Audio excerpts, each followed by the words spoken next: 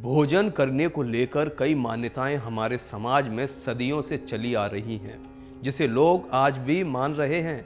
भोजन पकाने से लेकर खाने तक के कई नियम होते हैं। स्वास्थ्य के लिहाज से भी ये सलाह दी जाती है कि भोजन पकाते समय स्वच्छता का ध्यान रखना चाहिए। वहीं खाने से पहले और खाने के बाद हाथ ज़रूर धोना चाहिए। लेकिन धार्मिक दृष्टिकोण से भोजन को लेकर कई नियम होते हैं।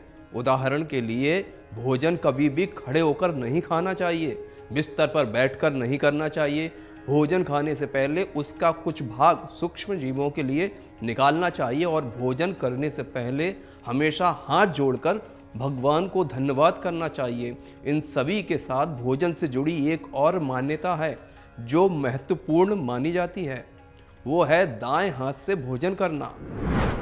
अब हम आपको बताते हैं कि बाएं हाथ से खाना क्यों नहीं खाना चाहिए।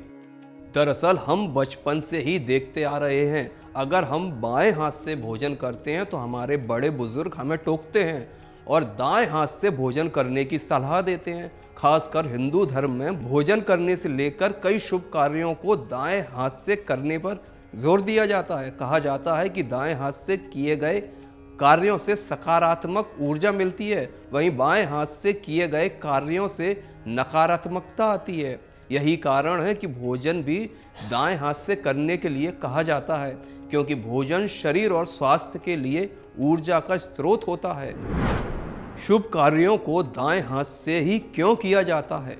सिर्फ भोजन करना ही नहीं, बल्कि हिंदू धर्म से जुड़े कई शुभ कार्यों जैसे पूजा पाठ और हवन आदि जैसे कार्य भी हमेशा दाएं हाथ से किए जाते हैं, क्योंकि दाएं हाथ से किए गए कार्य सफल होते हैं। वहीं बाएं हाथ से शुभ कार्यों को करना अशुभ माना जाता है।